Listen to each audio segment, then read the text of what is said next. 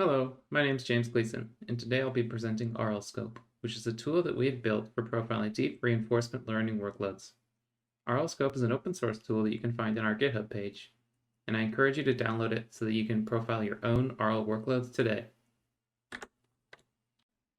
Deep reinforcement learning has made a lot of progress over the past decade. In particular, reinforcement learning has been used to learn how to play Pong from raw RGB pixels, RL has been used to exceed expert level play at Go, and RL has been used to learn robotic locomotion from scratch using just a reward function. RL is even being used in the data center to schedule computational graphs across heterogeneous devices. However, not all the problems in this field have been solved.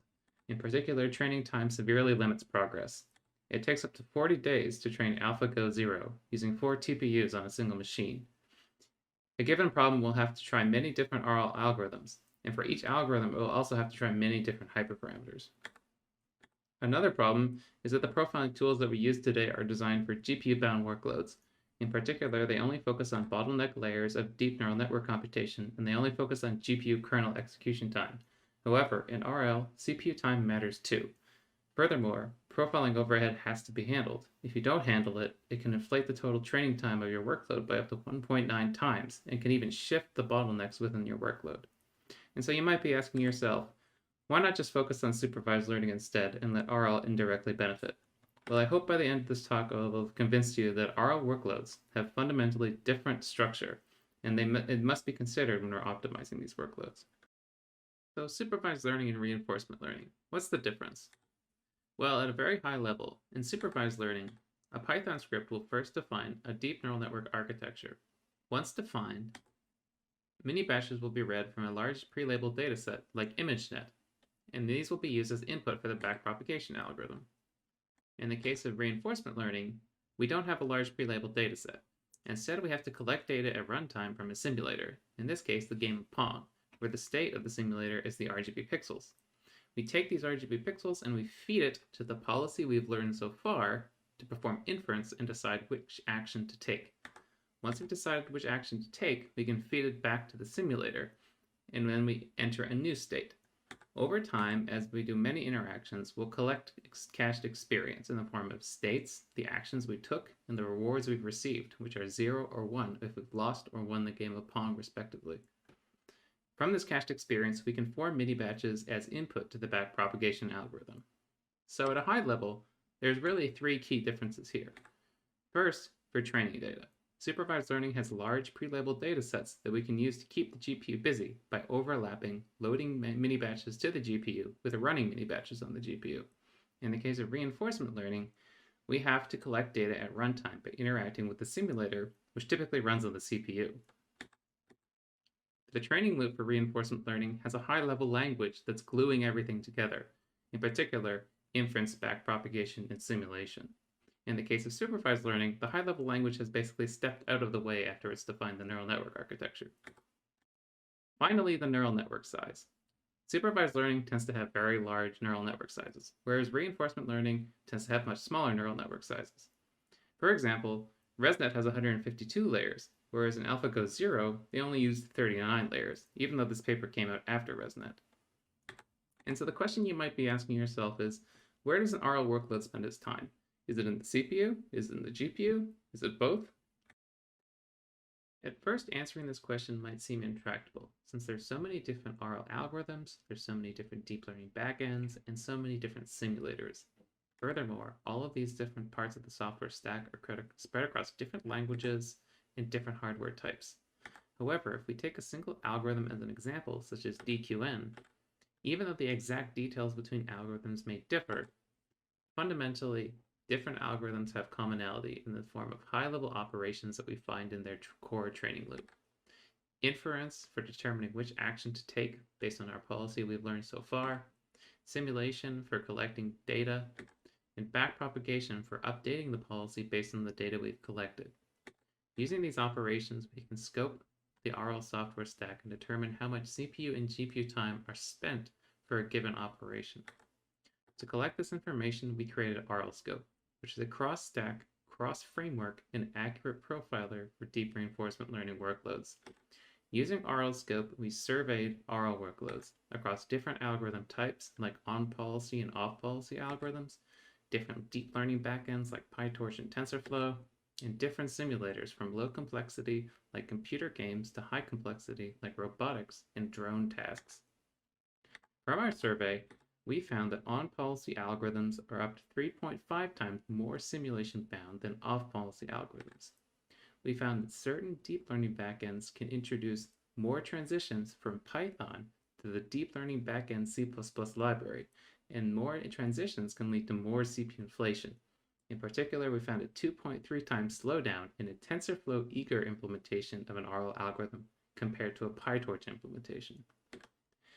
Furthermore, for simulators, we found that at least 38% is spent in training time, even in the simplest of simulators.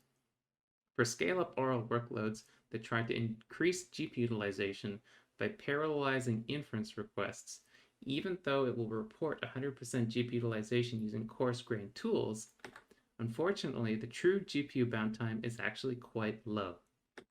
In fact, across all these different RL workload dimensions, we found that GPU usage was very low, at less than 14%.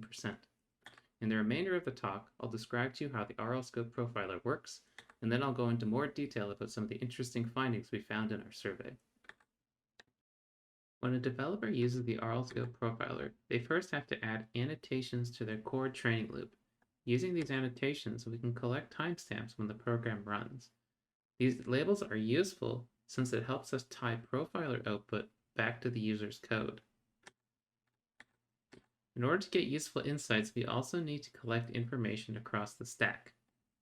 In order to collect GPU kernel execution times, we use the NVIDIA UofT library. However, we don't just care about GPU kernel execution times, we also care about CPU time as well.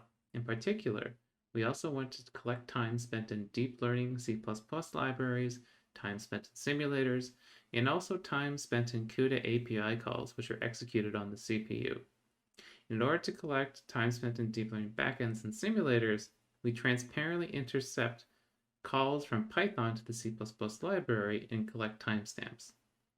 In fact, this transparent interception is the key to avoiding recompilation of deep learning backends and simulators, and this allows us to easily support multiple deep learning frameworks and simulators.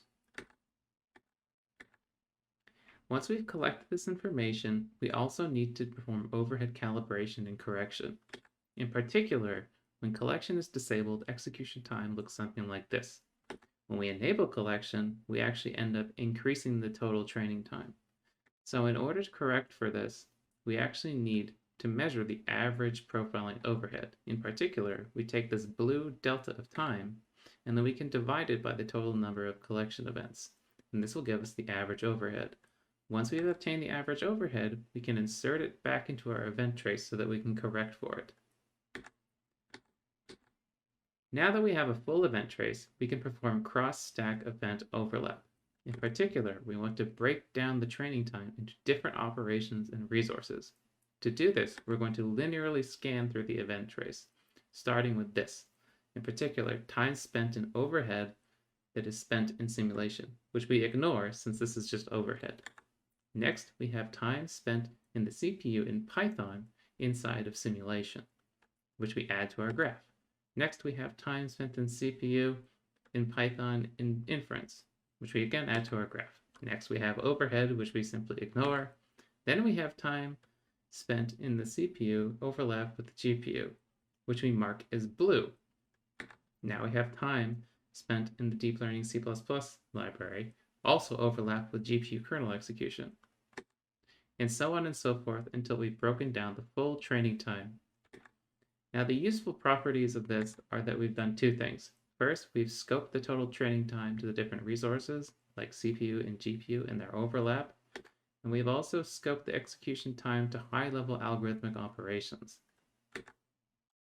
Using the RLScope profiler, we profiled RL workloads across three major dimensions. In particular, deep learning backends like PyTorch and TensorFlow, different RL algorithms like on-policy and off-policy, and different simulators from low complexity to high complexity simulators. For the purposes of this talk, I'm only going to cover deep learning backends, but I encourage you to see our full paper for the full survey. In order to discuss different deep learning backends, first you have to understand that different deep learning backends support different execution models.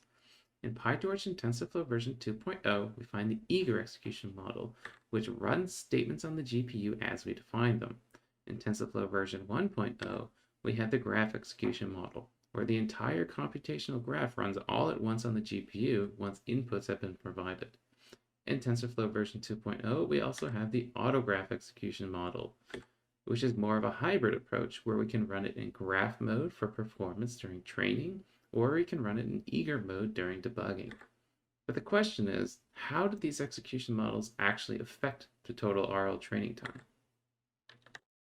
In order to answer this question, we considered a particular RL algorithm, TD3. Along the x-axis, you'll find all the different execution models in deep learning backends I mentioned on the previous slide. First, we notice some obvious differences across different deep learning backends. Graph execution and autograph execution are generally similar, which is generally something we'd expect since as we increase the TensorFlow version, we don't expect performance to degrade. Next, we find that graph and autograph execution is 2 times faster than an eager implementation, PyTorch. However, PyTorch's eager implementation is 2.3 times faster than TensorFlow's eager implementation. Thankfully, RLScope's metrics can help us explain these differences. In particular, in the top left, we have the number of transitions between different components of the RL software stack.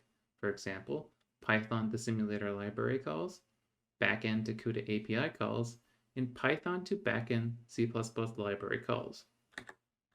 As we move from the PyTorch eager implementation to the TensorFlow eager implementation, the number of Python to backend transitions increases, and this increase in transitions results in CPU inflation in both backend and Python time.